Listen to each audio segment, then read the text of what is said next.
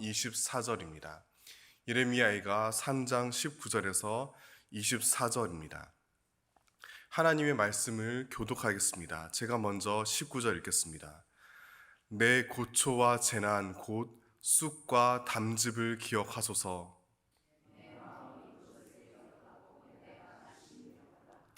이것을 내가 내 마음에 담아 두었더니 그것이 오히려 나의 소망이 되었사옴은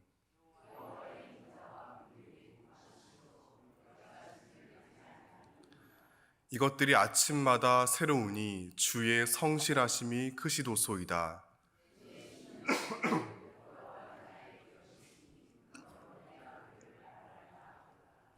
아멘. 너무나 어둡고 어두운 절망이었습니다. 예레미야 애가는 주전 586년 바벨론 군대에 의한 예루살렘 함락을 배경으로 합니다. 고대 세계에서 전쟁에 패배했다는 것은 단지 한 나라와 다른 나라 사이의 정치, 군사적인 사건이 아닙니다. 그 패배는 그동안 철저히 믿고 섬겨왔던 우리 민족신이 적군의 신에게 굴복하여 그들을 버리고 떠났음을 의미합니다. 따라서 바벨론 군대가 성전을 짓밟는 모습을 무력하게 보고 있어야 했던 당시 유다 사람들 영혼에 오늘 우리가 감히 헤아리기 힘든 절망과 슬픔이 덮쳐왔습니다. 예레미야 역시 마찬가지입니다. 예언자로서 사명을 감당하긴 했지만 그 역시 도무지 이해하기 어려운 민족적 시련 앞에 하나님 뜻을 연거푸 되물을 수밖에 없었습니다. 그런 까닭에 예레미야 애가의 원문은 어찌하여라는 탄식으로 시작합니다. 그러면서 예언자는 자신의 울분과 원망을 주님께 거침없이 토로하였습니다. 예레미야는 자신이 겪은 처참한 고통을 본문 19절과 20절에 쓴 쑥과 쓸개즙이라는 미각적인 단어를 통해 표현합니다. 마치 혀끝을 강력히 자극하고 좀처럼 머리에서 떠나지 않은 쓴맛처럼 그 아픔은 도무지 잊을 수 없는 기억입니다. 따라서 예언자는 마음 깊이 밀어닥친 떨림과 좌절을 경험하였습니다. 확신하기는 이 자리에 계신 모두 예레미야의 탄식을 충분히 공감하실 겁니다. 사람들은 누구나 이미 겪었고 또 지금 맛보고 있는 인생의 쓴맛이 있습니다. 삶은 고통이고 고통은 현실입니다. 불행히도 이 세상은 낙원이 아닙니다. 사람들은 천사가 아닙니다. 따라서 지나친 비관론이 건강하지 못하듯이 무모한 낙관론 또한 바람직하지 못합니다. 그러니 제발 아무런 상처받지 않은 것처럼 전혀 힘들지 않은 것처럼 스스로 속이지 말아야 합니다. 여러분을 끊임없이 괴롭히는 모든 시련과 똑바로 마주 보아야 합니다. 정직하게 충분히 아파하고 분노해야 합니다. 그래야만 모든 문제를 헤치고 나갈 수 있는 길이 비로소 열리게 됩니다. 예레미야 역시 깊고 깊은 절망의 중심에서 전혀 뜻밖의 은혜를 깨달았습니다. 본문 21절에서 23절 다 함께 읽겠습니다. 그러나 마음속으로 곰곰이 생각하여 오히려 희망을 가지는 것은 주님의 한결같은 사랑이 다함이 없고 그 긍휼이 끝이 없기 때문이다. 주님의 사랑과 긍휼이 아침마다 새롭고 주님의 신실이 큽니다. 예레미야는 절망과 직면하여 처참하게 몸부림치며 고통스러운 현실과는 전혀 다른 은혜를 내면 깊은 곳에서부터 느꼈습니다. 그것은 바로 희망입니다. 어떻게 이것이 가능할까요? 우리의 이성은 이러한 희망을 쉽게 쉽게 받아들이지 못합니다. 그리고 그런 이성의 저항은 지극히 타당합니다. 만약 여러분이라면 미래를 위해 계획하는 모든 일들이 전부 실패하고 날마다 힘겨운 일만 계속 이어지는 상황 속에서도 여전히 희망을 말할 수 있겠습니까? 막연히 그래야만 할 것 같은 학습된 강박을 내려놓고 자신의 무능과 무지 그리고 어두운 현실을 직면할 때 그것은 결코 쉬운 일이 아닙니다. 하지만 그럼에도 예언자는 그 숱한 절망 가운데 놀라운 희망을 가슴에 품었습니다. 혹독한 불행 한복판에서 매일 아침마다 새롭게 찾아오시는 주님의 한결같은 사랑과 끝없는 긍휼을 발견하였습니다. 이것은 그가 흔히 말하는 독실한 믿음을 철두철미하게 지켜서가 아닙니다. 소위 긍정의 힘을 붙잡아서도 아닙니다. 오히려 예레미야는 모험적이고 얌전한 신앙인의 모습과는 거리가 멉니다. 눈물의 예언자라는 별명처럼 예레미야서에는 절규하며 흐느끼는 그의 솔직한 원망과 분노로 가득합니다.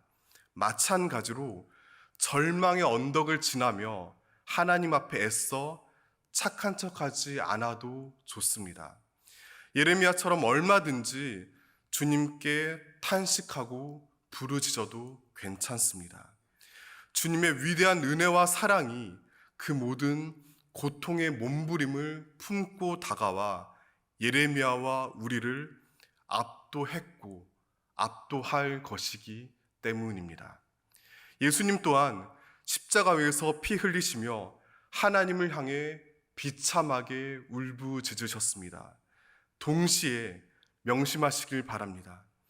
그 피 맺힌 십자가가 부활의 생명을 꽃피웠듯이 고난과 고통 가운데 내뱉는 우리의 신음이 하나님의 끝없는 사랑을 생생히 깨닫게 하는 은혜의 통로가 될 줄 믿습니다. 기독교 신앙이 말하는 생명과 구원은 말랑말랑한 심리적 위안이 아닙니다. 새하얗게 표백된 종교관념도 아닙니다. 정반대로 찐득찐득하고 얼룩지고 악취나는 땀과 눈물과 피로 뒤범벅된 채 달려오는 뜨거운 사랑입니다. 제 아무리 부정하려 애쓰고 도저히 이해할 수 없고 결코 믿어지지 않지만 날마다 새롭게 마음에 채워지는, 그리하여 결국 안길 수밖에 없는 주님의 놀라운 긍휼입니다. 20세기 중반 나치 독일의 광기가 전 유럽을 사로잡았습니다. 그들은 수백만 명의 유대인을 수용소에 몰아넣고 끔찍한 대량 학살을 저질렀습니다. 그때 오스트리아 출신 정신과 의사 빅터 프랭클이 온 가족과 함께 붙잡혀 아우슈비츠에 끌려갔습니다. 그곳에서 그는 사랑하는 아내와 어머니와 동생을 잃은 채 홀로 살아남았습니다. 인류에게는 이루 말할 수 없는 비극이었고 한 개인에게는 도무지 감당하기 힘든 절망이었습니다. 그러나 그는 아픔을 딛고 일어나 자신의 경험과 지식을 토대로 죽음의 수용소에서라는 제목의 저수를 남깁니다. 20세기 어두운 역사를 뚫고 솟아오른 위대한 기록 유산입니다. 프랭클 박사는 이 책에서 고통의 의미를 이렇게 설명합니다. 우리에게 있어서 삶의 의미는 삶과 죽음, 고통받는 것과 죽어가는 것까지를 폭넓게 감싸는 포괄적인 것이었다. 시련이 우리에게 무엇을 의미하는지가 명백하게 밝혀지면서 우리는 수용소 안에서 자행되는 폭력을 무시하거나 거짓 상상을 하거나 억지로 만들어낸 낙관적인 생각을 즐기는 것으로 그것이 주는 고통을 감소시키려는 시도를 하지 않게 되었다. 우리는 시련으로부터 등을 돌리기를 더 이상 원하지 않았다. 시련 속에 무엇인가 성취할 수 있는 기회가 숨어 있다는 것을 깨달았다.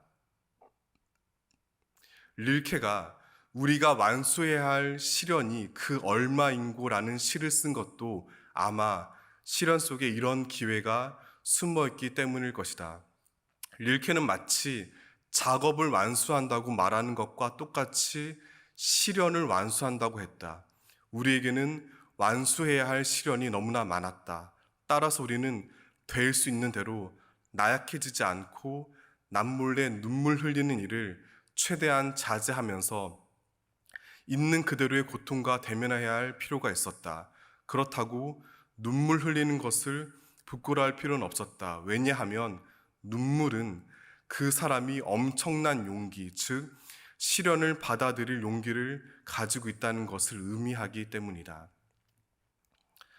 사랑하는 성도 여러분, 우리의 삶 가운데 시련은 피해갈 수 없습니다. 그것은 인간이 살아있는 존재로서 지니는 숙명이자 소명입니다. 그렇기 때문에 절망을 관통하는 내면의 시력을 키워야 합니다. 고통의 의미를 헤아리는 영혼의 깊이를 가져야 합니다. 시련과 직면하여 그것을 완수해 가는 용기를 품어야 합니다. 신실하신 주님께서 그런 우리를 사랑하시고 구하십니다. 그렇기에 그 모든 좌절과 실패는 우리를 진실로 살리고 새롭게 하는 구원의 과정임을 믿으시길 바랍니다. 그러므로 문제로부터 도망치지 말아야 합니다. 갈등에 억지로 눈을 감지 말아야 합니다. 어두움의 등을 돌리지 말아야 합니다. 충분히 아파해야 비로소 치유될 수 있습니다. 마음껏 울어야 마침내 웃을 수 있습니다. 한없이 절망해야 오히려 희망을 발견할 수 있습니다. 이것이 바로 예수 그리스도의 십자가와 부활이 우리에게 안겨주는 이 세상 가장 위대한 회복의 복음입니다. 결론적으로 본문 마지막에 기록된 예언자의 고백을 함께 드리길 원합니다. 24절 세번역 성경으로 읽어드리겠습니다. 나는 늘 말하였다. 주님은 내가 가진 모든 것, 주님은 나의 희망. 한번 따라해 보시길 바랍니다. 주님은 나의 모든 것, 주님은 나의 희망. 여기서 세번역 성경은 내가 가진 모든 것으로, 개역 개정은 기업으로 옮긴 히브리어 단어는 이스라엘 사람들이 약속의 땅에 들어갈 때 각 지파와 가문별로 제비 뽑아 나눈 땅을 가리킵니다. 그 토지는 유목 생활을 마치고 이제 농경 생활을 막 시작하는 이스라엘 사람들로서는 가장 중요한 삶의 토대가 되었습니다. 따라서 주님은 내가 가진 모든 것이라는 예언자의 고백을 이렇게 바꿀 수 있습니다. 주님은 내 생존과 생활의 근거입니다. 이와 같은 예레미야의 고백에 동의하십니까? 이러한 선언을 부정할 사람은 여기에 아무도 없을 것입니다. 이 시간 기도의 자료로 모인 모두가 기꺼이 동의하는 내용입니다. 하지만 자신을 조금만 더 정직히 들여본다면 매우 다른 실상을 발견하게 됩니다. 저를 비롯한 많은 사람이 때때로 하나님 대신에 돈과 명예와 권력을 마치 삶의 전부처럼 여기기 때문입니다. 심지어 주님을 우상화하며 나의 어리석은 탐욕을 대신 이루어질 분으로 이용하려 들 때도 많습니다. 그렇다면 내가 정말 주님을 나의 모든 것으로 믿고 따르는지 무엇으로 확인할 수 있을까요? 그것은 예레미야처럼 위기 가운데 어떤 선택을 내리는지 보면 됩니다. 어려움 속에 누구나 진짜 자기 모습을 드러냅니다. 사람들은 그동안 거창하게 말로만 떠든 것이 아니라 그동안 정말 무엇을 믿고 의지하며 살아왔는지를 고난과 마주할 때 결정적으로 드러냅니다. 하나님을 참으로 신뢰한다면 지나치게 많은 돈을 움켜쥐려 애쓰지 말고 가난한 이들을 위해 나누어야 합니다. 주님을 진실로 믿는다면 연약한 이웃을 억누르지 말고 섬겨야 합니다. 복음의 능력을 진정 소망한다면 나의 어리석은 탐욕이 아닌 공동체의 평화를 위해 기꺼이 손해보고 저주어야 합니다. 본문에서 의연한 찬양을 드리는 예레미야의 상황은 결코 순탄하지 않았습니다. 정반대입니다. 그것은 너무나 어둡고 어두운 절망이었습니다. 몰락한 나라의 예언자로서 비참한 삶을 살았습니다. 하지만 그는 지극히 암울한 상황 속에서 참으로 희망을 주는 분은 오직 하나님이시라고 외쳤습니다. 그 말씀을 통해 이스라엘을 위로하고 격려하였습니다. 부디 거듭 바라기는 이와 같은 찬란한 고백이 저와 여러분의 입술에도 이어지길 원합니다. 언제 어디서나 하나님 나라를 꿈꾸며 살아가시기를 바랍니다. 그러나 사실 이렇게 말씀드리면서도 제 마음은 한없이 무겁기만 합니다. 험난한 세상 가운데 성도님들이 온갖 불안과 염려를 겪고 계시다는 것을, 그리하여 때로는 감사와 찬양조차 사치스럽게 느낀다는 것을 너무나 잘 알기 때문입니다. 따라서 목사이기 전에 믿음의 여정을 함께 걷는 길벗으로서 말씀드립니다. 온 몸으로 현실을 치열하게 살아내며 진리를 외친 예언자와 예수님의 말씀과 삶에 의지하여 간곡히 당부합니다. 그 어떤 절망 속에서도 오히려 희망을 품으시길 바랍니다. 우리보다 앞서 우리와 함께 고난당하신 신실하신 주님께서 도저히 거부할 수 없는 사랑과 긍휼을 날마다 가득히 안겨주시기 때문입니다. 그러므로 고난에 맞서 오직 하나님만이 진정 나의 모든 것이요 희망임을 진심으로 고백하며 살아가는 모두가 되기를 축원합니다. 기도하시겠습니다. 우리의 참된 희망이신 하나님, 잠시도 잊을 수 없는 모든 슬픔과 절망 가운데 주님을 바라봅니다. 아침마다 새롭게 여러 모양으로 찾아오는 한결같은 사랑과 긍휼을 의지합니다. 그리하여 오직 하나님만이 저희 모든 것이요 참된 희망임을 고백합니다. 살아가며 너무나 지치고 힘겨운 시간을 지날 때가 있습니다. 주위에 온통 어둠으로 둘러싸고 있는 것처럼 느끼기도 합니다. 그럴수록 잠잠히 주님만을 바라봅니다. 하나님 뜻을 의지합니다. 부르심이 합당한 삶을 통해 나 자신과 교회와 세상을 변화시키며 시련을 완수하게 하여 주시옵소서. 절망의 현실을 몸소 살아내시며 생명의 길을 열어주신 예수 그리스도의 이름으로 기도드립니다.